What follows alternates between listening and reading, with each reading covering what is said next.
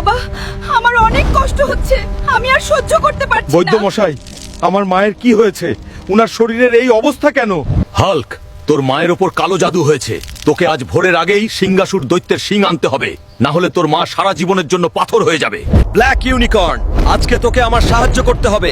আমাকে এখনই লাল পাহাড়ে নিয়ে চল। মায়ের জন্য আমি চন্দ্র সূর্য সব এক করে দিতে পারি। আমি মাকে ঠিক করেই ছাড়বো।